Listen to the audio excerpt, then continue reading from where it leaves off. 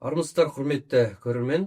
Абай облысының мәдениет басқармасының бастамасымен Мәдени майдан подкаст басталған болатын. Сол подкасттың кезекті қонағы Абай ауданының құрметті азаматы, Семейдің құрметті азаматы, қоғам қайраткері Отантай Кәріпжанұлы.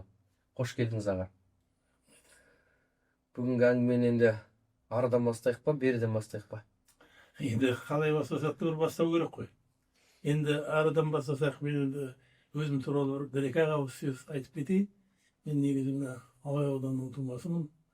10 жасымнан осы Семейге келіп, Абай атындағы 16-шы мектепте оқыдым. Одан Lisейге келіп, студент кезімнен Абай атындағы драма театрында актер болып жұмыс жасадым, оқып жүріп. Қосымша одан кейін Абай атындағы театрда директор болып жұмыс жасадым 20 жыл. Одан кейін Абай атындағы мәдениет училищесінде. Онда да 5 жыл жұмыс жасадым. Енді бүгінгі таңда мына республикалық Абай қорының президенті. Байқап отырсаңыз, түгел Абай өңірмен байланысты. Енді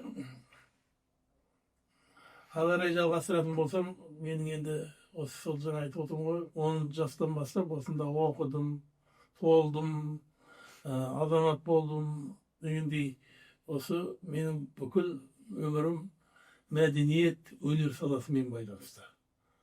Енді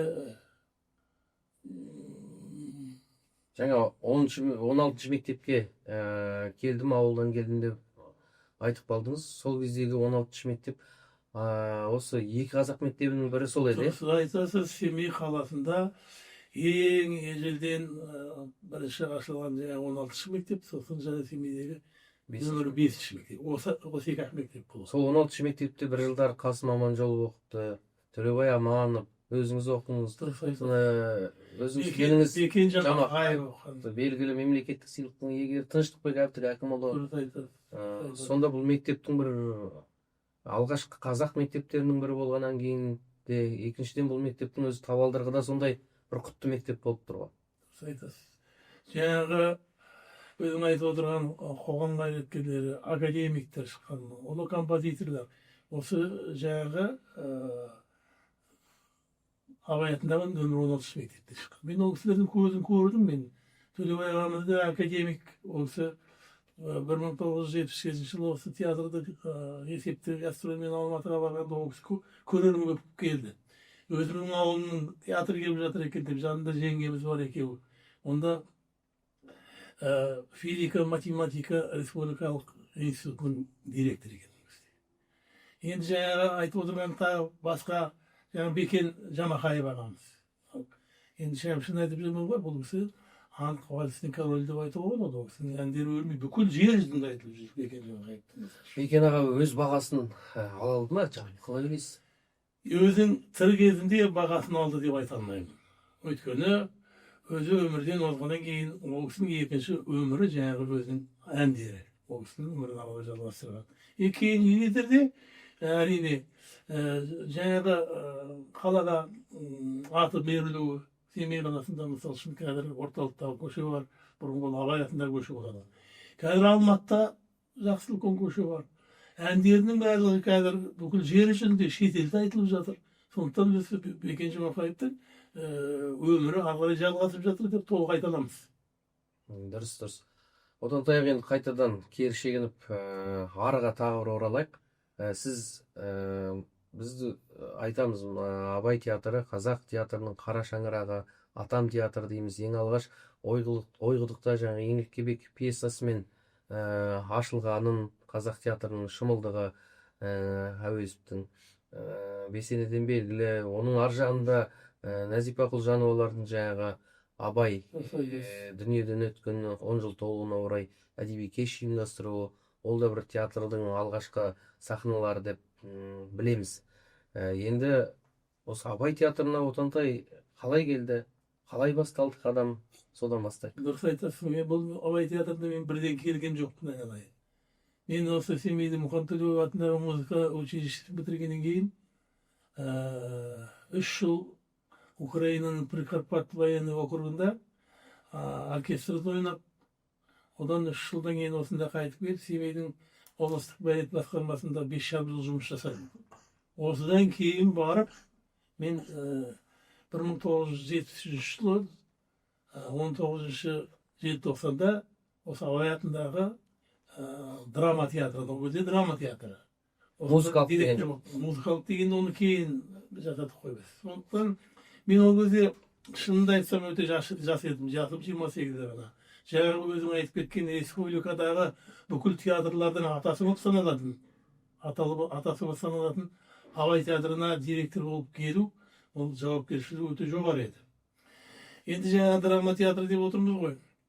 Ол кезде біз жас едік, Есімхан Обаев дейтін ағамыз болған, ол кейін Алматыға ауысып кетті, негізі Алматыдан келген болатын. Сол екеуміз бір-екі сығанып, бір жағадан бас, бір жерден қол, бір ауыздан сөз. Бір ауыздан сөз деген бұл менің досым Марқұм Оралхан Бөкейдің сөзі, бір ауыздан сөз деген. Екі жас осы театрға келгенде не бітіріп, не тындыру үшін келдік деген алдымызға сұрақ қойдық. Бірінші театрда темірдей тәртіп болу керек. Екінші театрда репертуар енді театрдың айнасы дейді ғой. Репертуар орында болу керек. Үшінші енді не істейміз? Біз жаңа драма театры деп отырмыз ғой. 1934 жылы 25 майда өкіметтің қаулысымен Семейде драма театры, қазақ музыкалық драма театры, ол театр музыкалық театр болып ашылған. Көрдіңіз бе?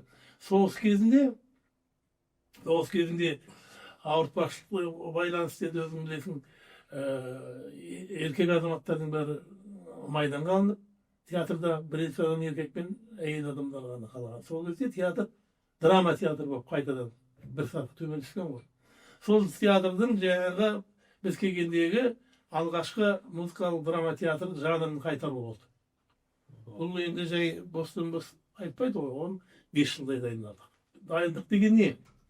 Дайындық деген бірінші мынау кадр мәселелерін шешу. Жоғары білімді, әнші, көрікті, сахнаға ыңғайлы келген азаматтарды, мысалы үшін ән айтатын, би билейтін. Одан кейін мынау репертуар мәселесі келгенде композиторларды шақырдық, драматургтарды шақырдық, жазушыларды шақырдық. Осында мен барып, біз 5 жылдың ішінде көптеген музыкалық драмалар, мюзиклер, опералар қойдық. Осының бәрін ыңғайлағаннан кейін Қазақ ССР мәдениет министрлігіне мен қоңырау шалып, осылай біз жанрымызды өзгертейік деп жатырмыз. Бізге арнайы комиссия келіп қараса екен деген ұсыныс жасадық. Содан кейін содан кейін 1979 жылдың 1 январынан бастап, 1 қаңтарынан бастап өкіметтің қаулысымен біздің жаңағы драма театры Абай атындағы қазақ музыкалық драма театры өзінің жанрын өзгертті. Енді осы арада сөзіңіз аузыңызда, сол жылдары жаңа Есімхан Обаев сонау Алматыдан буынып түйініп Семейге келуі, өзіңіздің қол ұстасып жаңағы бірге қадам бастауларыңыз, осы кезде Абай театрының бір дәуірлеп өркендеу өсу шағы екенін әлі күнге дейін ел аңызға айтады. Сондықтан бұл кезінде Абай театры Алматыға барады деген кезде Алматыда ағылған жұрт Абай театрының спектаклін көру үшін ағыл-тегіл кезекте тұратын. Тіпті билет таусылып, екінші сеанс ашылатын деген сөздер бар. Осы рас па? Бұл ақиқат. Бұл жаңағы өзің айтып отырғандай, театрдың Алматыға барып творчествоға есеп беру деген бұл өте сирек кездеседі. Екі театрдың бірі Алматыға барып, бір-екі спектакль қойып абыроймен қайтты деп айта алмаймын. Біз бұған айттым ғой жаңағы. Бұл репертуарға Тахауи Ахтановтың анты. Бұл Ресей мен Қазақстанның қосылуының 250 жылдығынан болатын. Одан кейін Сафон Шайбердиевтің дөкей келе жатыр, мысалы, Баққожа Мұқай, Нұрлан Оралайының, мысалы, Тас киіктер, қарап отырсыз, Әуезовтің Абай. Осындай ірі спектакльдермен біз 7-8 спектакль бар, оңын дұрыс айтып отырсың. Ол кезде театр мынау ескі театр болатын, қазір чөт ғой. сол жерде ине шаншар жер болмады ғой. Ине шаншар жер болмады. Соған сенесіздер ме? 10 күнде біз сондай қинап билет сату деген жоқ дейсіз. ондай жоқ. Сондықтан бұны жаңа айтып отырғаныңыз өте дұрыс. Айналайын. Бұл сонда біздің театрдың творчествосының бір жоғары деңгейге шығып, бір шарықтау шегіне жеткен шынында сол кез болған. Ол енді жаңағы бұл бірінші, бұл 1977 жыл болады. Енді 1910-да біз әлде музыкалық драма театры емеспіз. Көріңіз бе, 77 жылды, 79 деп отырмын ғой. Енді 1985 жылы творчестволық есеппен біз Алматыға екінші рет бардық қой. Иә. Екінші рет бардық. Онда уже театр, қазір Әуезов атындағы театр онда жаңа біткен. Сонда гастрольді сонда өткіздік. Бүгінгі академиялық театрда өткіздік. Онда да үлкен успехпен өттік. Сондай жаңағы бүгінгі дейін айтып жол кітаптарда да жазылған, журналда, газетте де сол кезде жазылды. Енді бұл театрдың шынында да шырқаған. Абай театрында неше халық әртісі болған? Сол кезде мысалы Бейана, Күләш Сәкиева, Жаңғырбаевтар, Қыдырәлин бар, Бекен Имаханов бар, 4-5 болатын ол кезде. Сонда ол жалпы облыстағы, сонау қалалардағы театрларда сирек кездесетін дүние ғой. Дұрыс айтасыз, сирек кездеседі. Мынау мен бір кішкене шегініс жасайын. Неге біздің театр республика театрларының атасы деп айтылды? Оған негіз бар ғой. 1920 жылы өзің жақсы білесің, 17 жыл тіпті. Бұған онда 20 жастағы азамат өзінің еңдік кебек пьесасын жазды ғой. Еңдік кебек пьесасын жазып, сол қазіргі мынау Абай ауылы Ойқұдықта оны қойды ғой, екі үйді біріктіріп жазса, өзі режиссер, өзі суфлер, қыздарды ойнайтын Ахмет Әуезов мысалы үшін еңдікті ойнады ғой. Осындай жағдайлар енді бастама жасау қиын ғой. Содан кейін енді 1920 жылы Есаймақ деген үйірме. Үйірме деп атады. Полупрофессиональный, жартылай кәсіби. Онда кімдер болған? Онда Жұмат Шанин болған. Онда кім болған? Қадип Айжанов болған. Шәкен Айманов болған. Әміре Қашаубаев болған. Иса Байзақ болды. Мына қараңыздар. Мынандай таланттар, даланың сахнасында жүрген таланттар 1926 жылы Ақмешітте, Қызылордада үкіметтің қаулысымен театр ашылды. Ресми түрде ашылды ғой. Бүгін мына Әуезов атындағы. Ол сонда осы Семейдегі жаңағы шоғыр жиналып соғын дұрыс айтасыз. Осы шоғыр түгел қопарылып, жаңағы құрамменен ана жаңағы театрдың негізін қалап отыр ғой. Сондықтан бұл атам театрды бүйтіп отыр. Көрдіңіз бе, маңайда жатыр. Сонда ол немен ашылды? Ол Мұқаңның сол 17-ші жазылған Әуезовтің еңлік кебек бүгінгі дейін театрларда жүріп жатыр ғой. Оның Абай айтқан еңлік кебек деп те қойылып жатыр. Ол кейінде де сондай варианттармен жалғасып жатыр. Енді жаңағы Семейден басталған театр кейін Қызылордада ресми ашылып жатыр деп сіз тарқат атам театры қалай ашылған туралы айтып жатсыз. Енді кеше ғана ұлттық құрылтайда президенттің аузынан Семейде театр салынады деген сүйінші жаңалық жетті. Бұғанға дейін айтылып келе жатқан дүние Семейде театрдың қара шаңырақ отаны болғаннан кейін бір алақандай театрда үш бірдей театрдың басы тоғысып сахнаға да жетіспей өте бір таршылық кезеңдерді бастан кешіп келді. Әлі де келе жатыр. Енді бұл бастаманың тек қана президенттен бір күнде олай театр салынсын деп айта салмайды ғой. Бұл осы елдегі ақсақалдардың, жастардың, театр қайраткерлерінің, жалпы халықтың сұранысындағы дүние. Енді осы туралы сіз бірнеше рет осы мәселені үнемі үлкен жиында, келелі кездесулерді көтеріп жүрдіңіз. Сол туралы айта кетсеңіз. Бұл жерде тағы бір тарихқа жүгінейік. Жаңа айтып отырмын ғой, 34 жыл ашылған театр 1981 жылға дейін өзінің басы барлы өзінің ғимараты болмаған ғой. Көрдіңіз бе? Анау 34 жасынан анау клубта, мынау бір кішкентай мәдени ошақтарда орналасып келген ең соңғысы мынау бүгінгі қаланың ортасындағы демалыс паркінің жанында бір үлкен купецтің үйі болған. Ол үйдің ішінде магазин болған. Көп жылдар сол жерде орналасып келген. Кейін екі театрда сонда болып тапшылық болғаннан кейін 1964 жылы ол соғыс кезінде Украинадан бір үлкен фирма большевичке деген көшіп келген. Эвакуациямен келген. Соған арналып мәдениет үйі салынған. Көрдіңіз бе, мәдениет үйі. Ол театр емес. Соны мынау өзіміздің облысполком екі театрға жаңа культураны алып тастап, ол 64 жылы берілген. Соған екі театрды көшірді. Енді 1981 жылы мынау қазіргі орталықтағы театр салынды ғой. Көрдіңіз бе? Қазір мына іргемізде тұрған оның өзі жаңа театрда емес, оның өзіне 45 жыл болды. Соның бірінші қазықтарын қағып, әр кірпіштің менің қолымның тағы бар. Сол 45 жылдан бері сондай мәдени ошақ салынды ма? Салынбаған. Мына қараңыз. Бұл Кебек ғасыр. Бұл оның көп болып тұр ғой. 45 жыл болып тұр. Жарты ғасырға тақау қалып тұр ғой. Мұнда бұл негізі бірақ театрда проект салынған. Бұған екі театр көшіп келді. Кейін мынау жастар театры келді. Бүгінгі күнде жаңағы өзіңіз айтып отырған дұрыс айтасыз.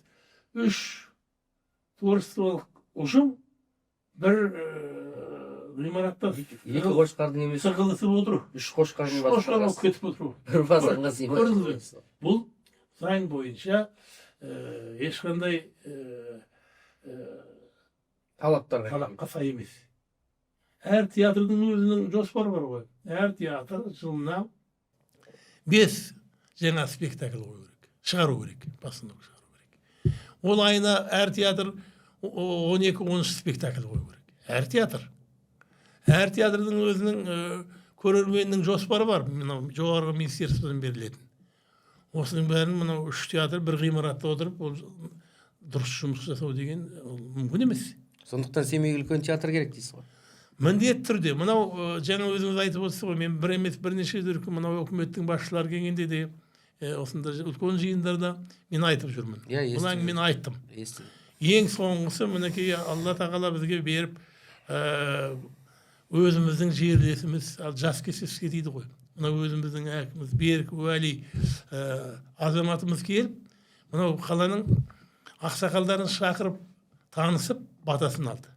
Сол кезде мен айттым, айналайын Берік Уәлиұлы, мынау Семейде Абай театры жұмыс жасап тұр. Бірақ ол жалғыз емес, ол 3 театр жұмыс жасап тұр. Бұл шындығына келгенде ешқандай творчестволық табыс болады деп айта алмаймын дедім. Бірден ол кісі құлақ асты да, мен жаңадан келдім ғой. Мен бір айдан кейін өзім дайындалып президенттің қабылдауында болам. Сол жерде мен сіздің сөзіңізді жеткізем деді. Мына қараңыз, мынау уәдеде тұру деген. Сол кісі жаңағы әкіміміз президенттің қабылдауында болып, жаңағы көптеген мәселелер қойып отыр ғой. Жалғыз театр. Сол кезде жаңағы театр жөнінде әңгіме көтерген ғой. Көрдіңіз бе? Содан кейін, бір айдан кейін, Көкшетауда өткен халықтар ассамблеясының жиынында президент жаңағыдай сөз айтты ғой, өзіміз естідік.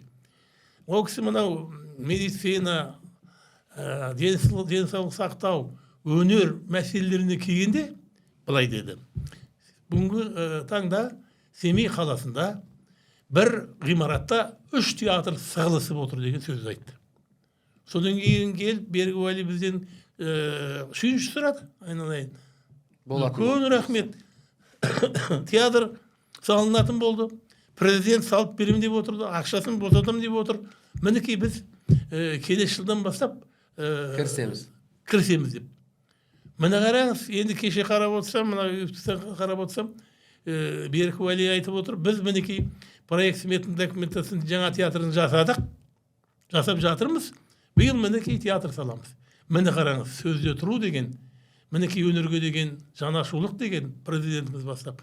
Оны орындап отырған біздің облысымыздың әкімі Берік Уәли азаматқа мен үлкен рахмет. Енді 20 жыл бола ма, 25 жыл бола ма, кейін осы ұсынысты Отантай ағамыз айтқан деп біз де бір еске алып отырармыз енді. Айтасыңдар ғой. Сол жүзге келіңіз. Оны Сол кезде соның театрдың ары қарай өркендеп өскенін көріңіз. Рахмет. Енді осы театрдың айналасында жүріп түрлі оқиғаларға өміріңіз енді бір өзге адамдардан ерекше өтіп келе жатыр ғой. Театрда талай тарлан жазушы ақындармен араластыңыз. Кімдермен жақын жүрдіңіз аға? Өте көп болды ғой айналайын ондай кездесулер. Мен жаңа айттым ғой, мынау музыкалық драма театры болып жанрына көшу үшін жаңа айттым ғой, көптеген жазушыларды, драматургтарды, композиторларды шақырдық. Бірақ етене жақын араластыңыз ғой біраз. Етене жақын араластым деп, мысалы үшін мен Тақаңды айтар едім. Тахауи Ақтан, Мүсілім Базарбаев, Сафуан Шаймерденов, сондықтан өзіміздің ағамыз. Солардың ішінде жаңағы қазақ әдебиетінің келешегі осылардың қолында дегеннің біреуі жаңағы Тахауи Ақтан. Көрдіңіз бе? Сол кісінің мынау жаңа алдында айтып кеттім ғой, Ресей менен Қазақстанның қосылуына 2 жыл 50 жыл толуына арнап жазылған ант пьесасын қойды ғой Семейде. Бұл 1977 жыл болатын. Сол кезде енді жаңа Тахауи Ақтан келді. Оны енді қарсы алдық. Жаңағы пьесаның премьерасы болды. Сосын өздеріңіз жақсы білесіңдер, 10 шақты жыл мынау Абай музейін басқарған ақын, көрнекті ақын Кашап Туғанбаев деген ақсақал болатын. Жақсы араласады екен, соның үйіне қонаққа шақырып дәм татырды. Сол кезде мен Тақаңменен бір қызық жағдай болды. Айтып кетуге бола ма? Әрине. Ол енді менің өміріме мәңгі сақталып қалады. Сосын енді қазақта білесің ғой, құрметті қонаққа бас тартады дегендей. Бас тартылды. Сосын отырмын, енді мен Тақаңның оң жағымда ма, сол жағымда ойымда жоқ, әйтеу жанында отырмын. Осы театрда? Жоқ, ана үйде шақырып отыр ғой. Жаңағы айттым ғой, Кашап Туғанбаев деген ақын үйіне шақырды. Сосын бардық, жаңағы бас тартылды. Сосын Тақаң былай ыңғайланып қалтасынан бір пышақ па? Бәкі? Бәкі емес, анау бәкі. Мына сөзден шатасып отырмыз ғой, көрдің бе. Соны суырып алды да, анау басты реттей бастады. Сонымен сразу міндет қарап сразу опырмай, кездік айта алмай отырған. Кездік. Жалт-жұлт етеді екен шіркін. Енді сабы Ақбөкеннің үйінен жасалған. Мына жағында, жүз жағында жұлдыз, айлар зерделенген. Сосын сұрап жатыр, дәм татырып жатыр. Мен көзімді алатын емеспін.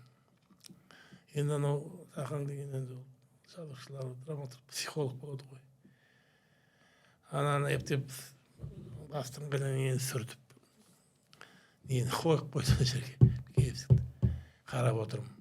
Сосын айтты, Отан, айналайын, сен білесің ғой, қазақ пышақ сыйламайды. Бірақ сен байқап отырмын, мынау кезіктен көзіңді алмайсың.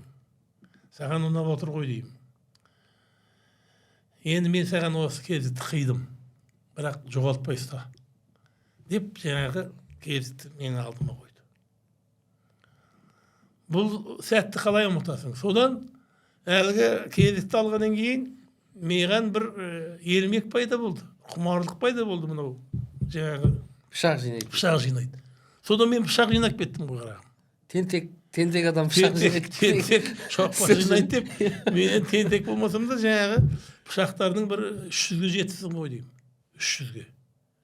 Бізге де бір екеуін бердіңіз ғой. Білмеймін оны әлі. Ана содан тағы да бір келгенде Оралхан марқұм келе қалды, оның Кісінейді құлындарын қойдық. Оны Академ театр қойды, оның аты басқаша. Қош бол құлыным деп қойды, біз Кісінейді құлындар деп қойдық. Оны қойған режиссер марқұм болып кетті, әдемі азамат еді. Мынау Астана ашылғанда бірінші сол театрдың режиссері болып барған Қадыр Жетішбаев дейтін азамат еді. Сол қойған. Оралхан келе қалды. Енді келгеннен кейін қонақ дәм татқызу енді біздің қазақтың парызы ғой. Содан үйге қонаққа келген соң мен анау бір жағы мақтанды. Кім екен? Bir жағы Тақаңның жаңағы маған берген сыйлаған кезігінің әсері ме екен? Ореке, мен де осылай деп жайып салмайын ба? Содан айт. Отеке, мен саған 2 пышақ қосам мынауға дейді. Бұл да тарих емес пе? Содан бір командировкаға бара қалғанда мәдениет министрлігіне соны ол кезде Оралхан қазақ әдебиетінің редакторының бас редактор орынбасары.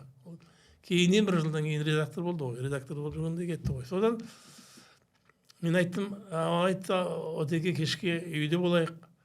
Біраз ермек жасайық, қарта ойнаймыз, басқа да не болар. Үйде бол, содан кейін әңгімелесейік деді. Мен айттым, Ореке, рахмет айналайын. Мен бір 10-ның кезі болатын. Таңертеңгі. Өзім министрлікті тақау ғой, ана шаруашыларда. Содан қазақ әдебиеті соның ішінде ғой. Айттым, болып жүрміз ғой үйімізде, Ореке, мен ол шаруа емес, мен анада өзің айтқан алғы 2 әңгіме, 2 пышақ. Соның шаруасы мен кеп тұрмын дедім. Мен қазір жиналысқа кетіп бара жатырмын. Өзің енді түскі асқа баратын шығарсың, мен бір 5 таман соғайын, сол әкеуін әкеп қойшы деді. Содан 5-ің кезінде келсем 2 пышақты қойып қойыпты. Пышақ емес, екеуі де бәкі. Біреуі қолдан жасалған, русалка, екіншісі әдемі енді. Сабы мүйіз. Ол да коллекция кіріп кетті. Көрдіңіз бе? Енді қазақта тағы бір сөз бар ғой. Берсең қолыңнан, берсең жолыңнан деген. Содан мен арғарай ол коллекцияны көбейте бердім. 300-ге дейін жетті дейсіз ба? Сондайға жетті. Бір сандыққа салам да аузын құлап қоям. Сондай бір есте қалған әңгіме. Отырдай қалғи, байқап отырам, сіздің кабинеттің қасынан өтіп бара жатсам, ылғи газет оқып отырсыз. Қазіргі таңда газет оқып, газет қарап отыратын адамдарды көп кездестіре бермейміз. Бүгінгі таңда газеттердің енді сапасы да көтеріліп келеді, әртүрлі дүниелерде жарияланып жатыр. Кейде оқырманның азайып кетуіне қандай себептер бар? Мына әлеуметтік желінің заманның дамуы ма екен, ықпалы ма екен? Газеттегі материалдар кейде сында көтермей жатады. Әртүрлі дүниелер ақшасын төлесе, әртүрлі дүниелерді басып шығара беретінде дүниелер кездесіп жатады.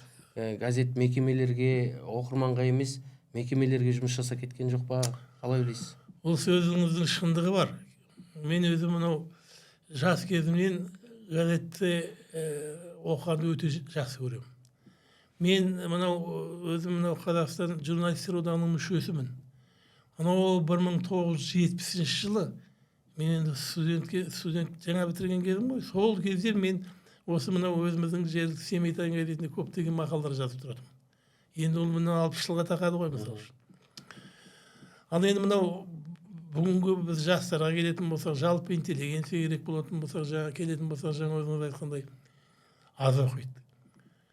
Жастар кітапты да аз оқиды, күнделікті баспаларды аз оқиды. Жалпы интеллигенттің өзі сол жаңа өзің айтқан алыстап барады, өйткені бәрі дайын болып тұр ғой. Қандай информация болса ала салады. Енді сіз бәрін бағамдап, байыптап, сырттай бақылап жүресіз ғой. Біз енді облыс болып етек жеңімізді енді жинап аяқтан тұрып келе жатқан облыспыз ғой. Абай облысының бүгінгі ақсақалдары қандай, жастары қандай, көңіл тола ма? Не деп жүр, не айтып жүрміз, не істеп жүр, ақсақалдар не істеп жүр, жастар не істеп жүр? Біз жастарды жастар айтпеді, бүйтпеді деп бізді айтуға хақымыз жоқ, құқымыз жоқ. Жастардың ешқандай жаңа кітап оқымауына, газет оқымауына олардың жазығы жоқ. Олардың мына заманы осылай өзгеріп тұр. Олар жаңа информацияның барлығын түгел дайынан алып тұр ғой. Көрдіңіз бе? Біз сол жастар үйтпеді, жастар бүйтпеді деп айтуға біздің хақымыз жоқ.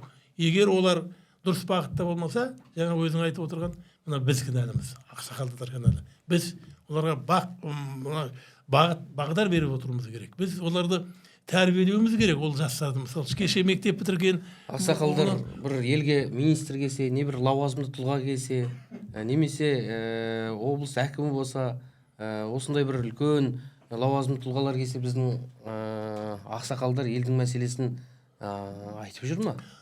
Айтып жүр. Мен айтпайды деп айта алмаймын. Біздің ақсақалдар, мысалы үшін президент келді. Қасым-Жомарт Кемелұлы келгенде, мынау Семейдің зиялы ақсақалдарын, енді интеллигенцияның бәрін жинады. Сол кезде ол кісі құлақ асып, әр ақсақалдың айтқан әңгіме сұрағын, мысалы үшін қойған, соның бәріне жауап беріп, мысалы үшін ақсақалдардың батасын алған бір бөлек, ол кісілердің пікірлері менен санасып отыр. Мысалы үшін мен айтайын, 1900 Абай атамыздың 150 жылдығын 1995 жылы өткіздік қой. Сол кезде 150 жылдықты өткізу жөнінде үкіметтің қаулысы 5 жыл бұрын қабылданды.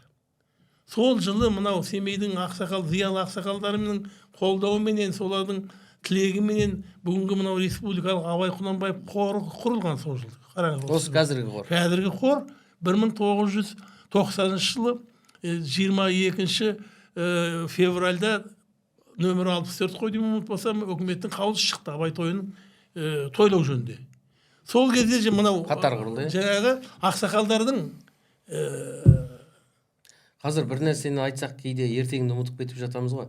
Сіз әрбір бағанадан байқап отырмын, әрбір қаулы, әрбір келген болған оқиғаларды уақытымен, күнімен, айымен, жылымен есте сақтауыңызға не себеп? Мынандай сөз бар екен. Өмірді көп сүру ол міндет емес, маңызды емес, дұрыс айтасыз. Не жасадың өмірде, сол маңызды екен деп.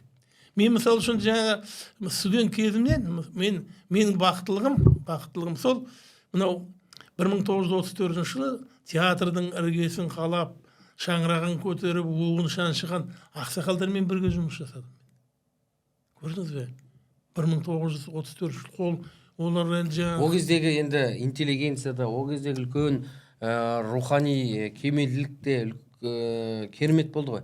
Енді артқа қарай бір шегініс жасап, қазір 28-дегі Отантай қайта оралса, 28-дегі жасымен осы қайтадан театрға оралса, бүгінгі жаңа заман дәуірімен не істер едіңіз?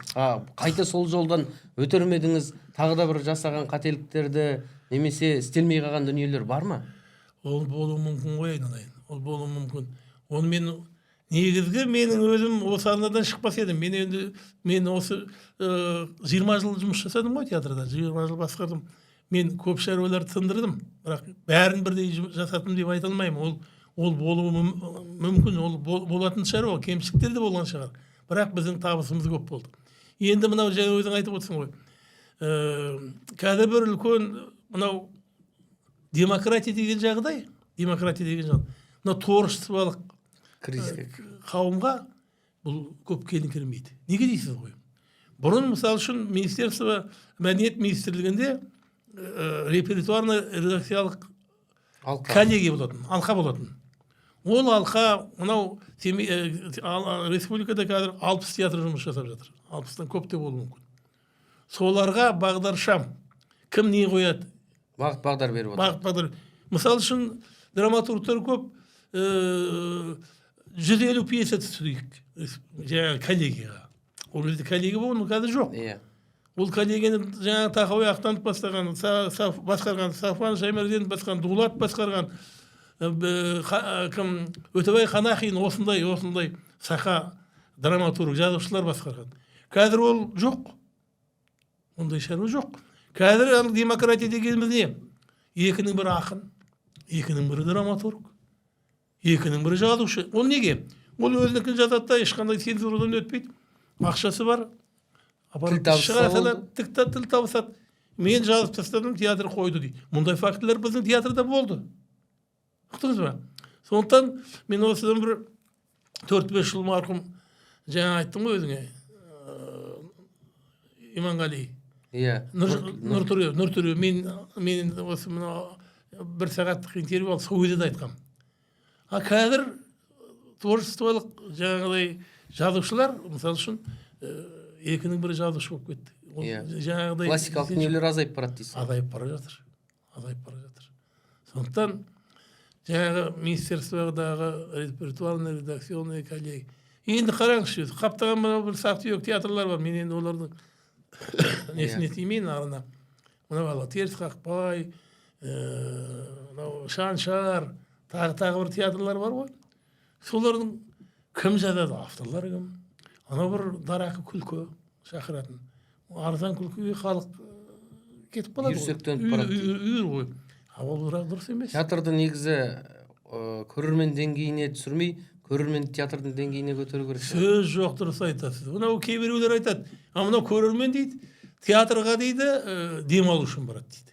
Ол емес, ол театрға олар ойлану үшін барады. Мысалы үшін мынау кімнің, мен өзім сыйлаймын оны, Тұңғышбай Жаманқұлов. Сол айтады. Ол театрға барған көрермен ойға барады, ойлану үшін барады. Мысалы үшін, ол әрбір спектакль, пьеса ол адамды күлдірмейді, ой салады, ой тағдыры жатыр онда қаншама. Енді бүгінгі Отантайға сұхбатымызды тағы да ары қарай бір қызықты дүниелерге қарай бұрайықшы. Сіз арыдан бастайық па, беріден бастайық па дегенде, арыдан дедіңіз, әңгімені арыдан тартып, бергі әңгімелерден бертің әңгімелерді көбі біледі. Аманғайша жеңгемізге қалай кезіктіңіздер? Қалай ғашық болдыңыз? Бұл сөзді қоя отырып, мен сен театр жөнінде театр жөнінде айттыңыз ғой енді.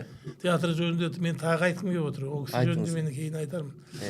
Мысалы үшін, мына театрдың жаңа біз айттық қой, музыкально-драматический театр болды, 2 рет Алматыға барды, сондай көптеген табыстарға жетті. Мысалы үшін. Мен сізге мынандай бір соңғы табысты айтайын. 1983 жылы. 83 жылда енді біраз уақыт артта кетті ме? Біздің театр бүкіл одақтық социалистік жарыста Москваның Большой театрынан кейін 2-ші орын алған театр. Бұл тарихта болмағанша. СССР-дың, мен енді Советтер одағы деп отырмын ғой. Бүкіл одақтық социалистік жарыста Москваның Большой театрынан кейін, үлкен театрынан кейін біздің Абай атындағы қазақ музыкалық драма театры 2-ші орын алған.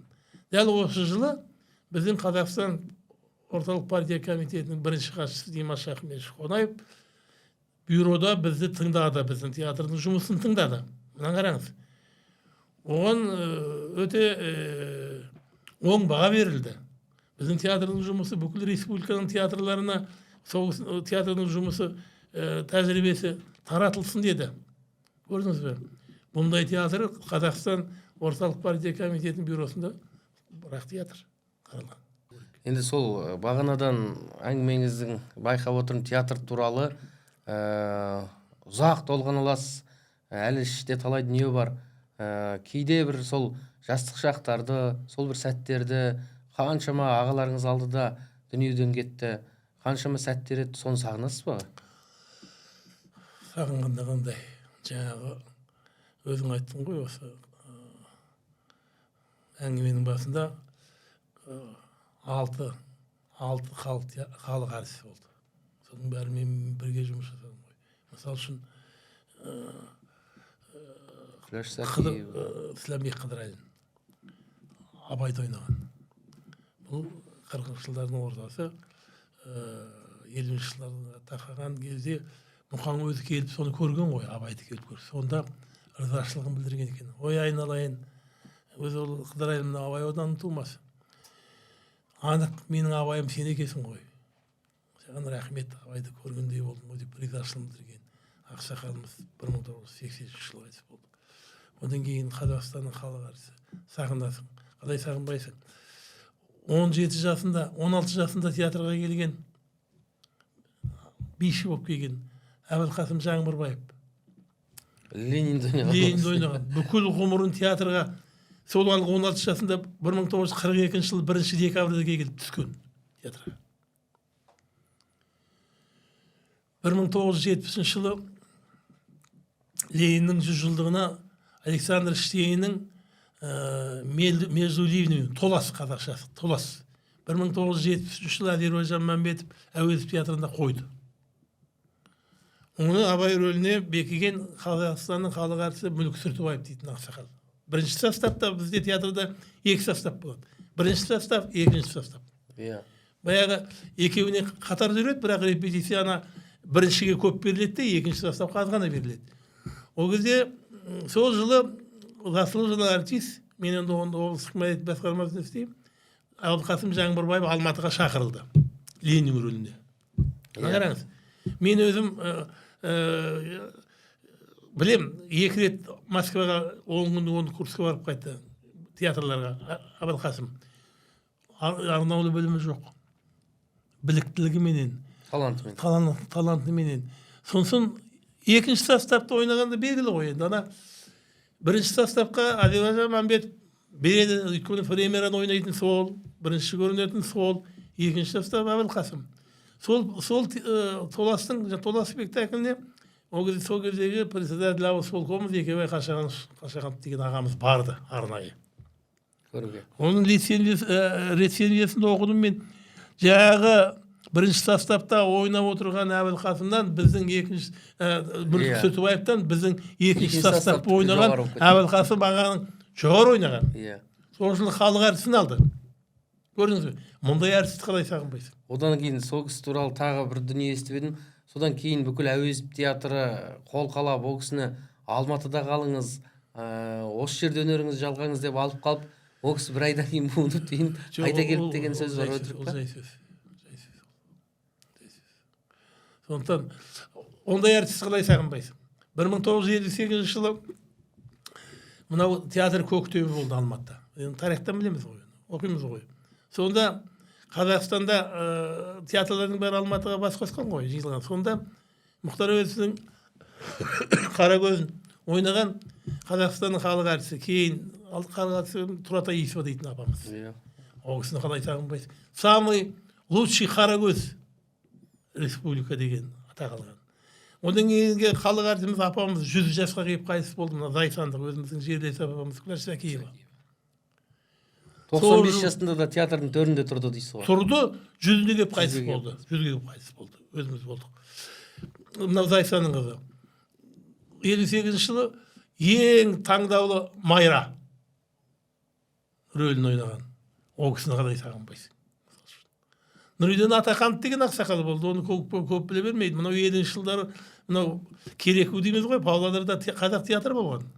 Ол жанып кеткеннен кейін ол қайтадан орында болмаған, артистердің бәрі жан жаққа тарап кетті. Соның ішінен шыққан жаңа Тахауи Нұриден Атаханов, халық әртісі. Ол кісіні қалай ұмытасың? Осындай ғұламалар болды ғой. Мысалы үшін жаңағы Сіләмбек Қыдырайын Айман Шолманда көті барды ойнайды. Оны енді басы бар деп жүрміз. Неге ол көті бар дейді. Мысалы оның ешқандай ұяттығы жоқ. Ол кісінің фактурасы. Сахнаға шығады ғой, жалғыз өзі шығады. Онау 2 метр станок. Оның үстіне Қыдырайын шығады, өзім ғой 2 метр. Оның кейін оның әлгі Мылқауды ойнайды, Мылқауды образында тұр ғой. Онан әлгі қызға бір сахна барсың. Анау жерден ағаш жұлып алғанда бүкіл сахна толып кетеді ғой. Жалғыз Қыдырайын. Бір сахнаны өзі алып тұрады дейсің. Бір сахнаны өзі алып тұрады. Оны қалай сағынбайсың? Оны қалай сағынбайсың? Ондай қазір әңгіме, ондай актерлар. Қазір мынау театрдың құрамы өте қиын жағдайда болып тұр. Оның мынау, мен анау Берік Уәлиұлына да айттым, ол кісі қатты түсінді. Ол жағдай өте театрда преемственный болады ғой, не деп поколение жалғасы. Сабақтастық. Сабақтастық. Үлкен буын, орта буын, кіші буын деген мәселе. Үлкен буын жоқ. Бекен ағалар. Бекен ағаң кеше Сапарбек кетіп ағаң қалды олар. Олар кетіп қалды. Күзді қазір үлкен анау Каруза 70-ге Ескі көздерден дейсіз ғой. ескі көздер бітті. Ескі көздерден бір-екі адам қалды, соның біреуімен.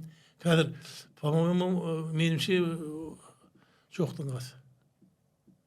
Сондықтан әлгі білгенімізді айтып қалғымыз келеді. Сондықтан бізді осы уақытта осындай болып еді, осындай болып еді.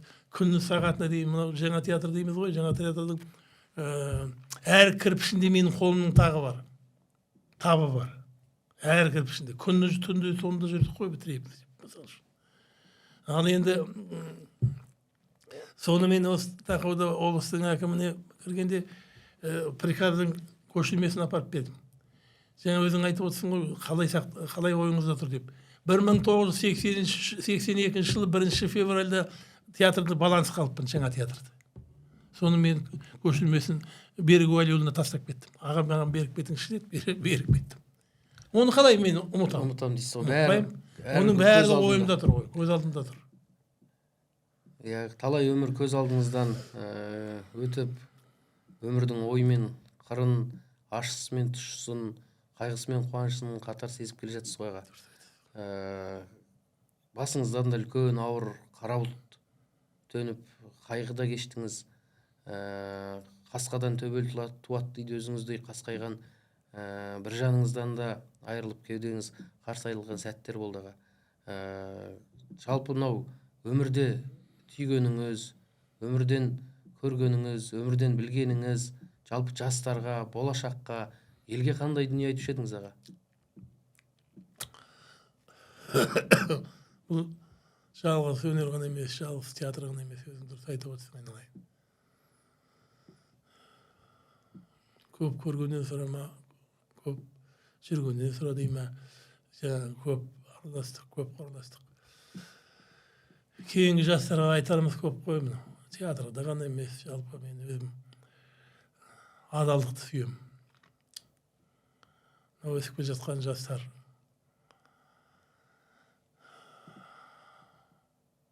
рухты болса екен деймін. Жаңа Қазақстанда алға апаратын сол жастар ғой. Солардың жүректері елім деп, жерім деп соқса, сол елімізді ары қарай Қазақстанды ары қарай апарса. Біржан қандай язып етеді аға? Біржандай мен өзім айтпаймын, оны халық айтып жатыр ғой, естіп жатқан шығарсың. Біржандай азамат ата-анасы үшін ғана емес, халық үшін 50 жаста көп шаруалар тындырып кетті. Кітаптарда шықты, мынау жоғары соттың мүшелері де жазып жатыр, газеттер, журналдар да көп жазды. Мен өз баламды өзім білмейді екенмін. Оны өмірден озғаннан кейін білдім. Ол үлкен азамат болып қалыптасқан екен. Өйткені менің кейінгі 16 жыл өмірі Алматыда бөлек жүрді ғой, дара жүрді ғой. Үлкен азаматтық тұғырға жеткен азамат екен. Сол 51 жас. Досы көп екен, жолдасы көп екен, жұмысқа адал болған екен. Мынау Алматыға ауысқанда мынау республикада ювенальный сот дейді ғой, жастар, жасөспірімдер сотына барған. Сол құрылғанда республикада Астанада, соны Алматыда құрылған. Соған судья болып барды ғой. Соны кейінгі 6-7 жылын Алматы қалалық сотының судьясы болды. Сонда айтайын деп отырғаным, анау жанындағы өзінің әріптестер айтады, аға, Біржан ағамыз мынау балалардың ісін қарағанда сондай қайғырып, ана баланың тағдыры үшін бәрін жүрегінен өткізуші еді. Бір уақиға болыпты, мен оны мынау өйтіп дейме, сонда жазған оқыдым өзім. Мұнда бір азаматтар да айтты. Бір жас баланы, істі болған баланы соттайды. Ол кісі өлтірген екен, кісі өлтірген бала екен. Соны ағартып шығарған ғой. соны арашалап алып қалған.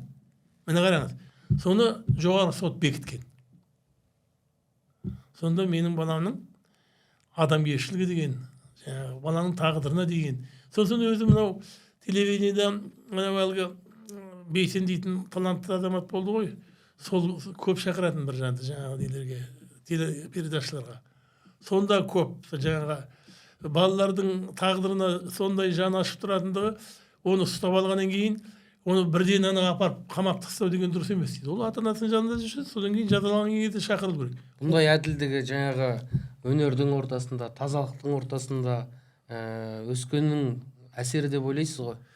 Мен солай ойлаймын. Мен оны өте жалғыз болды ғой. Мен жалғыз деп оны есіркемей өте дұрыс тәрбиеледім деп ойлаймын. Ол бірінші адамгершілікке тәрбиеленді. Көпшілдікке, адалдыққа.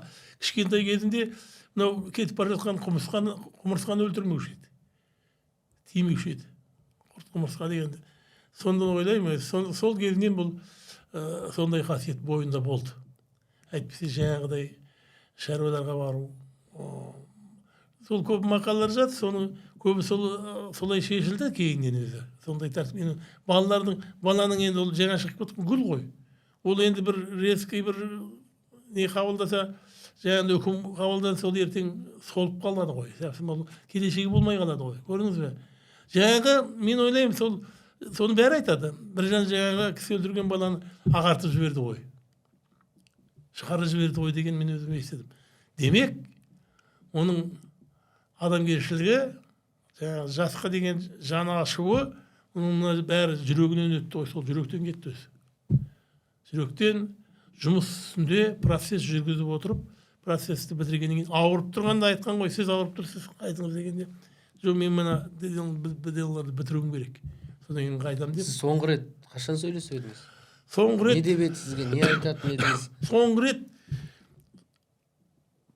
Соңғы рет 7-ші үйдің күні, қайсы болатын күні, сағат 2:30-да мен үйде отырмын, мамасы екеуі сөйлесті. 2:30-да сөйлесті. Бұл кісі 8:10-ға қалғанда қайтыс болды. Арасы сонда қанша? 5-6 сағат. Соңғы рет. Үйге соңғы рет бір ай бұрын келіп кетті. Не айтатын еді аға сізге? Мынау талантты жазушы ақын Есенғали Раушанның бір несі бар, мен оны творчествосын ғажап жақсы көремін. Құлың кезін еске алып, келді желі басына дейме, солай дейді. Құлыннан желінің басына келіпті ғой. Сол өтерінен бір ай бұрын келіп кетті. Бір ай бұрын. 7-ші май күні келді, 9 күн ұшып кетті. Бір айдан кейін 7-ші күні жаңағыдай болды. Сол қоштасып кеткендей. Әсер қалдырды. Әсер қалдырды. Мен енді көп айта алмаймын. Айтқым да келмейді. Бұның тағдыры деген осы. Енді артында ұрпағы қалды, немерелеріңіз қалды. Сол бір жанның ізін жалғайтын, сіздің ошағыңыздың отын сөндірмейтін, шаңырағыңызды ары қарай шуағын, Құдайға шүкір, қасқадан төбел туса, төбелден тағы өзіңізге тартқан мықты азаматтар ары қарай бір жанның ғұмырын жалғайды деп сенеміз. Рахмет айналайын. Ондай ұрпағы бар, соған тауып етіп отырмыз ғой. 2 ұл бір қызы бар, артында қалған 6 немересі бар. Бізге енді 6 шөбере ғой. Біз соларды қуат жасап отырмыз. Сол жаңағы қошақандарым, сол Нұржаным үлкен немерем, бір жанның тұңғыш ұлы, екіншісі Мағжан, екінші ұлы, үшінші қызы Аружан. Бұлар жаңа өзің айтқандай сол. Өзілсе де өмірін ары қарай жалғастыратын солар ғой деп ойлаймын. Тірі адам тіршілігін жасайды, үлкен бір жандай азамат сияқты тұлғалы азаматтар болып өссін деп біз тілекшіміз. Рахмет айналайын. Рахмет. Енді біздің қайтадан елге оралайық шаға. Бүгінгі таңда ел еңсесін көтеріп қалды ма? Облысымызда сіз тек қана өнер емес, қоғамды, әлеуметті, бүкіл маңайды бағдарлап бағамдап отырасыз ғой үнемі. Өте дұрыс айтасың, айналайын. Мынау бүкіл адамзаттың шамшырағы болған, бүкіл адамзаттың рухани көшбасшысы болған Абай атаңның былтыр ғана 180 жылдығы тойланды ғой. Сол 180 жылдықтың қарсаңында еліміздің президенті Қасым-Жомарт Кемелұлының қолдауыменен бүкіл республиканың облыстары Семей қаласына жол тартты. Семей қаласына жол тартып, облысымыздың жас әкімі Берікуәли мырза солардың бәрін қабылдап, осында үлкен жиын өтті. Оны жақсы білесіңдер ғой. Өте жиын өтті. Мынау облысымызға инвестиция тарту жөнінде үлкен әңгіме болды. Ол жай бос сөз емес. Ол іс жүзінде барлықтары қол қойып. Мысалы үшін жаңағы әр облыстың әкімі біздің мынау Семей қаласына бір жаңа ғимарат салып береміз. Бұл не деген ғажап? Бұл не деген ғажап нәрсе? Дәл осындай олардың кейбіреуі қазір бастап та кетті, салып жатыр, былтыр бастап кеткен. Театр, кітапхана, музей. Музей қаптаған, мына өнер ордасы, музыкалық школ да бар оның ішінде қаптаған. Осының барлығы осындай қарқынмен басталып кететін болса, оны біздің жас әкіміміз Берікуәли соның басы қасында болатын болса, біздің Семей ертең Түркістаннан да артып кететін қала болуы мүмкін. Енді оның барлығымыз қамтамасыз ете аламыз. Оған жылу керек, штат керек, оған құрылым керек. Оның барлығы бір жылда бітпейді, айналайын. Бір жылда ештеңе бітпейді. Біз облыс болғанымызға міне 3,5 жыл болады міне болса. Қараңыз, 3,5 жыл. Біз 25 жыл бодан болып, әбден титықтап біткен кезде президентіміздің білгірлігінің арқасында, ақылының арқасында жай ғана Семей облысы емес, Абай облысы болып қайтадан ашылу бүкіл республикадағы бүкіл қазаққа деген бұл үлкен бір жаңалық болып отыр ғой. Сондықтан жаңағы айтып отырған, мен айтып отырған объектілер, ғимараттар бірінен кейін бір, мен енді кеше Берікуәлидің бір отчеттарын тыңдадым. Сонда әрбір аудандар келіп есеп беріп жатыр. Не істей қылдың, не қойдың, не тындырдың. Ол құр сөз емес. Оның ішінде бір екеуі салып жатқан аудан әкімдері де бар ортасында. Дұрыс айтасыз. Оның ішінде ол дегеніңіз бұрын құр бастан сипап қоятын жайттар да жиі болады. Мына мысалы үшін жаңағы өзіміздің Абай тойын алайық. Жаңа форматта өтті ғой, айналайын. 10 күн тойлану деген бұл бұрын ондай болған жоқ қой. Мұны біздің әкіміміздің арқасында осылай отыр. Бұны көрегендіктің арқасы деп айтамын мен. 10 күн бүкіл Семей қаласы думан. Күнде неше қаншама мереке тойлар өтті мысалы. Ол бұрын болды ма? Болған жоқ. Бұрын мен Абай атаңның 125 жылдығына қатысқан адаммын. 125 жылда ол 1971 жыл болған. Мен онда облыстық мәдениет басқармасында тапсырмамен бір ай Алматыда болып, сол тойда мысалы. Сонда қараңыз, 1971 жылы 30 майда Семейде өтті. 31 майда Қарауылда өтті. Бітті 2 күн. 2 күнде. 100 жылдықта солай болды. А енді мына 180 жылдық бұл қайдан келді бұндай формат? Бұл сөз жоқ. Біздің жаңадан келген баламыз десек те болады. Жаңа әкіміміздің осындай іскерлігінің арқасында осындай болды деп айтар едім. Сондықтан осындай басшымыз болғанда, осындай халқымыз болғанда, осындай жұртымыз болғанда, мысалы үшін Абай ауданы, ал қазақ айтады ғой, тас жүрген, түскен жерін ауыр деп. Абай атамыздың тойы кезінде еңбектеген баладан бастап еңкейген ақсақалдарымызға дейін қаншамыз жұмылып сол тойды өткізуге атсалыстық. Енді бізде тағы бір мынандай бір әдет бар ғой. Абайдың 180 жылдығында, немесе Қабдештің 90 жылдығында, немесе тағы мерейлі даталарға ғана мән беріп қалып, басқа уақытта ол дүниемізбен шаруамыз болмай қалатын кездер болады. Бұл енді әрине дұрыс емес. Бұл мен айтар едім, мысалы жаңа өзің дұрыс айтып отырсың. Мынау Абайдың өзіңді айттың сөздің басында, Абайдың мерейтойлары тойлану қай жылда басталған? Мысалы үшін қайтыс болуына 10 жыл толғанда 1914 жылы февраль айында Нәзипа Құлжан Қазақтың Қаршыдай қызы анау Арқалықтан келіп, Торғайдан келіп, мамандығы журналист. жолдасы Нұрғали мынау біздің семинарияда сабақ берген 19 сағат тастаған, оның неге айтқанын білмеймін. Сол кезде Қаршадай қазақтың қызы Назипа Құлжанова Абай атамыздың өмірден озғанына 10 жыл толуына байланысты бірінші өткізген сол. Көрдіңіз бе? Одан кейін әрбір деңгейде өтіп келе жатқан ғой. Енді жаңағы сұрағыңа қазір жауап беремін. Одан кейін 45-ші жыл соғыстан кейінгі, оны біз тарихтан білеміз. Одан кейін жаңағы 125, 150, 180 деп отырмыз ғой, 170-те тойладық. Мұның бәрі әлгі ас ішіп, аяқ босату емес. Бұл енді осы биылғы жылда, былтырғы жылда 180 жылда осы әкімімізден бастап айтылды. Бұл бір ой толғайтын той болды. Бұл той дегеніңіз есте қалатын той болды. Бұл Абайды шейін 5 жылдан кейін тойлай саламыз, 10 жылдан кейін тойлай саламыз емес. Олай болмау керек. Абай біз күнде тойлауымыз керек. Мына жастар бар ғой. Мен тағы бір жерде бір кездесуді айттым. Кездесуге көп шақырады ғой. Жүрегімнің түбіне терең бойла дейді. Абай атаң айтып отыр ғой. Мен бір жұмбақпын, оны ойла. Соқтық бала соқпақсыз жерде өстім. 1000 мен мал жалғыз алыстым, кінә қойма дейді.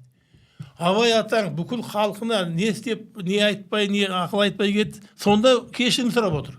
Осы Абайды неге біз есімізге анау юбилей мерейтойы кезінде ғана еске аламыз? Неге біз күнде ойламаймыз?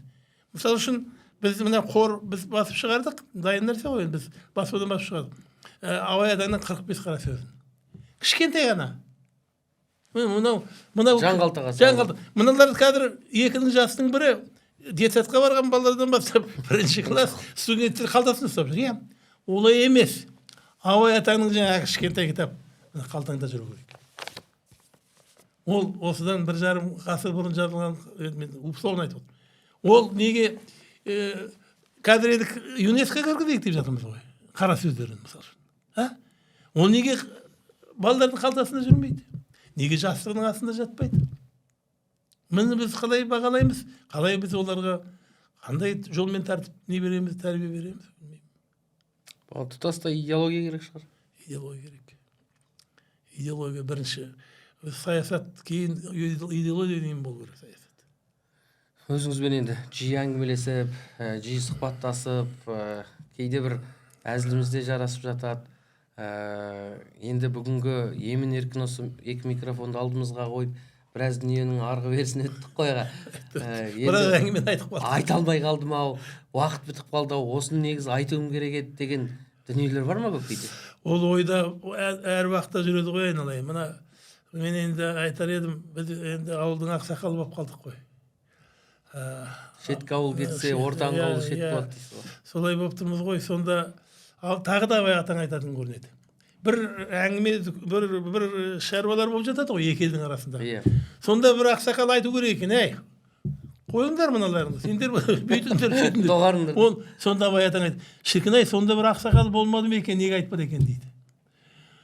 Сондай болмас үшін біз, жаңа өзің айтып отырсың ғой, кеше мысалы үшін аса талантты композитор, аса талантты домбырашы, күйші Секен Тұрысбеков дейтін өзіміздің азаматымыз 45 жылдан кейін Әміре Қашаубаев атындағы облыстық филармонияға директор болып келді. Соған біз барып сәлем бердік. Біз ақсақалдар 3-4 сағат сәлем бердік. Неге? Тағы атаңға да айтпай ма? Алыстан 6 жаста бала келсе 60-тағы ақсақал сәлем берді. Барып сәлем бердік. Батамызды бердік. Мысалы үшін. Біздің ол енді ақсақалдық парызымыз ғой. Біз одан кішірейіп кетпейміз ғой. Жаңа театр салынса, сізді директор қылып шақырса, келіп барар едіңіз? Бармаймын. Неге? Кеңесші болып отырам. Неге бармайсыз? Сөйтіңдер, бүйтіңдер деп жоқ. Онда істейтін театрлар бар. Енді тәжірибеңізді бөлісіп, оны телефон Обайыпты қайта шақыртса, қайта екеуіңіз бұрынғыдай дәуірлете алмайсыздар ма? Ол сырқаттанып жатыр. Ана кімнің бір әңгімеден әңгіме шығады. Жоқ, жауап берсеңізші. Әңгімеден әңгіме шығады. Сол мөлшерде айтайын деп отырмын. Жаңағы Нұртөре ме аты? Нұрты Иманғали. Мен енді интервью болып отыр. Сонысын авантюрный сұрақ қояды маған. Ал енді сіз осы мынау өнердің адамы ретінде бір 3 мықты актер атаңызшы дейді маған. Сөзді көрдің бе? Айтайын дедім. Unutып қалдым бе? Айтайын дедім. Сосын, бірінші дедім, біздің өзіміздің жерлес апамыз Әмина Өмірзақова как раз сол жылы 100-ге толып отыр. ЮНЕСКО-ның несінде тойланып отыр.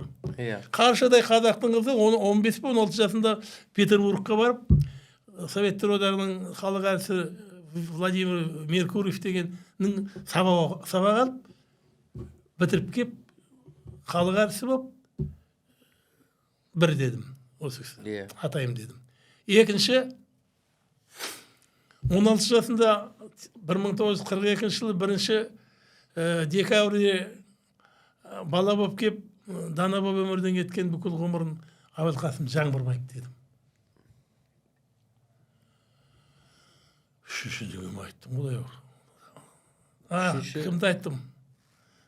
Әнуарды айттым екен, біреуін айттым тағы. Неге Асаналы емес дейді маған айтты. Мені Асаналы жаңа ғана герой алды. Герой алған жылы, 37 жылы. Бұл значит 2000 жылы. Бұны келешек алдында. Болашақ бар. Бұл жаңа направо дейсің, бұл содан кейін алады. Айтамын бұны. Сондай Әмина Өмірзақова, жаңағы Әбілқасым Жаңбырбаев, екеуі де өзінің жерлестеріңіз. Сонда жерлестеріңіз. Жоқ, жерлеске барғам жоқ. Өнер жерлесті көтермейді. Өзіңіздің шынайы бағаңыз, иә? Менің шынайы бағам. Шынайы бағам. Мысал үшін... Иә, ол мінезіңізді білеміз. Жоқ, мына мықтылардың бәрі, оның бәрі неге саяды? Оның барлығы мықтылардың бәрі бізден шығып тұр ғой. Неге бізден мықтылар шыға береді? Мысал үшін мен сізге тағы бір мысал айтайын. Мысал үшін Қазақстанның халық әртісі Шахан Мусин деген ақсақал болды. Біздің жерлесіміз екен, мен кейін білдім. Мына Бесқарағай аудандық екен. 1937-38 жылдар жаңағы науқанның кезінде олардың бәрі сотталып кеткен. Соттатып жүрген адамды да білемін мен, айтпаймын. Оны кейін өзім ол кісімен жұмыс істедім, кейін ол кісі туралы айтатын әңгіме көп. Сол көрсетіп жібергенде кеткендер кімдер дейсің ғой. Жаңағы кімді кеткен, жаңағы Шахан Мусин кеткен. Ибадим Атақов деген кеткен, Саржалдық жерлесте болсын ғой. Орынбек Беков дегенде Алматыдан Академ театрының директор, художественный руководитель, оны для укрепления жіберген бізде. Осында театрда істеген директор художник. Соны сатқызып жіберген. Шалағанов деген біздің бір ағамыз болған. Онда сондайлар айталып кеткен. Соның жаңа Шахан Мусин Қалымаға кеткен 25 жылға. Содан келіп, мына Әуезовтің геройы болып кетті ғой. Мысал үшін. Оның менде біздің жадығымыз, ол жерлестігі. Дұрыс айтасыз, мықты болса. Енді театрдың бағына сұхбаттың бас жағына оралсақ, өзіңіздің жаңағы музыкалық училищеде, кейін театрда, одан кейін театр қайраткерлерімен қатар жүргеніңізді айттыңыз. Бір жанды да бір еске алып өттік. Бұл ертең әлеуметтік желіде бүкіл тарих болып сақталатын бір дүние ғой. Ертең сізді не деді екен деп немерелеріңіз көреді, алыстағы сағынған ел жұрт көреді. Сол кезде енді үйдегі жеңгемізде бұны қосып көріп отырған кезде мен туралы айтыпсың ғой дейді ғой. Сенде бір болмайтын мал екенсің. Анау шынында да адамның бақыты, көп табыстарға жетсе айтып жатады ғой, әйел тыл деп. Енді ол кісінің бір мен туралы мынау 80 жылдығында бір фильмдер шықты ғой, сахнадан бір үлкен театрализованный бір дүниелер өтті, сонда да айтылды ғой. Шынында менің мынау табысқа жетуіме көптеген ол кісінің септігі бар. Негізі жаңа сен айтып отырсың ғой, тағы да жерлесіңіз бе деп, шынында да жерлесім бір ауылда өскен. Енді Алла тағала жазып. Мойындайсыз ғой? Мойындаймын оны, сен болмайтын адам екенсің. Содан бір жаным туды, одан Айжаным туды, одан да ұрпақ тарады. Сондықтан ол кісінің әрине менің өмірімде алатын оғаны шынында да бөлек. Енді олай құтылып кетем бе деп едім, болмадың. Енді мен шындығым сол. Шындығым сол. Жарасып жүре беріңіз. Туыстығым бір деңім көрмей екен, білмеймін мен ошағын. Айтып қоймай қойдым. Ертең көргеннен кейін бұл сұхбатты YouTube'дан, әлеуметтік желіден жеңгеміз көріп мен туралы ештеңе Сен- айтпады деп алдырып тастауы мүмкін Сен ғой де апайымыз. подстраховщик екенсің. Иә, сол үшін айтып бір ауыз айтып өтіп Ол көріңіз. шындық енді. Иә. Мойындағаныңызға тәуба шүкір дейміз. Иә. Енді қазір осы бағанадан талай әңгіме айтылды, талай дүние ары беріге бардық. Осы арадан тізгінді бір тартып алып, тағы кейін бір тағы кеңінен жалғастырсақ қалай қарайсыз? Қосылам. Оның дұрыс. Өйткені Тоқтау мынау болу керек. осы бір кездесуде бәрін айтып тастадық деген ол Иә. артық болар. Артық болар. Өйткені бәрі ойға түсе бермейді ғой анан. Иә. Оныңа мен қосылам. Бір қария мен бір қарт бір сағат қыртты демесін. Иә. Сондықтан ортасына бір тізгін тартып алайық. Өте дұрыс айтасың. Иә. Тартып алсақ Сіздің өз сөзіңіз бар еді. Екі қарт отырып алсындар деп жүрміз. Сондықтан енді оған жатпайтын шығармыз, Иә. бірақ ана Кеше ана Құсмила ағалардың сұхбаты шықты, осыған көрдік. Ана Бала кім- шаға ғой енді сізге ол кісі. ана кім Мұқан өзі анау Ленинградқа оқуға кеткенде бір келгенде ана кімді алып кетіпті, Әлкейді. Марғұлан? Иә, мында оқыған ғой екеуін. Сәтбаев, мына біздің мұғалімдер семинариясында оқыған ғой, Сәтбаев, оның ағасы директор болған. Одан кейін жаңағы Әлкей, Шәкен Айманов, әуелет бәрі оқыған. Содан Әлкей анда сен оқуыңды оқы, содан адам боласың деп алып кетіп оқытқан ғой. Содан кейін бір жиындарда Мұқан енді ана жаңағы Әлкей болмайды дейді, айтып кіріп қосылып кетіп Мұқан айтты, Әлкей қойсаңшы енді десе, Мұқан енді білеміз ғой, білгенсін айтамыз ғой деп айтты. Сол ұқсап білетін біраз шаруаны айттық айнан. Дұрыс. Енді бәрін айтып кетті деп айта алмаймыз. Иә. Уақытта шектеулі шығар. Мына өзің енді осындай жаңадан ашылған хабарға өзің бір жағы қол ұшыңды беріп осындай бір жаңа дүние бастап жатыр екенсіңдер, айналайын. Құтты болсын. Бұл енді бұл жаңағы екеуміздің шәурамыз емес, ол кейінгі ұрпаққа бір кезде қалатын шығар, олар да айтатын шығар осындай өнер жолында. Отантай ағамыз кеткенде бір 20 жыл болды деп отырамыз. Енді оны өздерің білесіңдер. Бірақ сол кезде де сендер біздің осы еңбегімізді ақтап қол ұштарыңды берерсіңдер деп ойлаймын. Береміз. Саған аванс деп айтып Кейін осы айтқан ақылыңызды ақтаймыз. Иә. Кейін ана үйдің сыртында қойылатын ескерткіш Иә, тақта, соны дұрыстап қояды. көше, оның бәрін өзіміз сұраймыз. Соның сен мен саған аванс айтып отырмын. Үйіңіздің сыртына үлкен қылып ескерткіш тақта. Осы үйде Отантай Кәрімжанұлы пәленбай жыл тұрған. Құдай сақтасын, бір 20 жылдан кейін қоямыз енді. Обещание бер, қазақша не деуші еді? Қолхат. Жоқ, не бересің? Уәде. Уәде бересің ғой. Уәде беремін, иә. Онда да Камераның ар алдында жаққа мен естіп жататын. алаңдамай. Рахмет айналайын. Рахмет. Ертеңгінді ойлау керек қой. Иә, бірақ сол, ертеңгіні де ойлау керек. Сол үшін ол да енді жай бола салмайды енді. Кейде өздеріңіз дұрыстап кетсейсің. кабинеттеріңізге кейде бір шақырып деген сияқты. Оған ешқандай қарсылық жоқ айналайын. Аман болыңыз. Онда да әңгімелесеміз. Иә, апайға сәлем айтыңыз. Рахмет. Айт дегенімді айттым деп бәрін айтасыз. Иә. Айтам. Немере шөберенің қызығын көріңіз. Үлкен Иә, Біржантайдың ұлдары мықты жігіттер ғой. Олар өсіп келе жатыр. рахмет айналайын. Сол тамырыңызды кеңге жайған бәйтерек деймін әуелі. Жүре беріңіз. Абай елінің ақсақалы қане деген кезде міне деп көрсететін ақсақалдарымыз бірісіз. Айтқан келсін. Иә.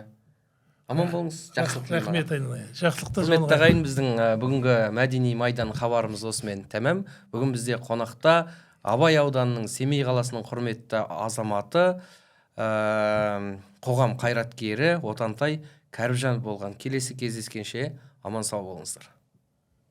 Тынып жатқан дауыл күйде, жер беті тулатып бір қозға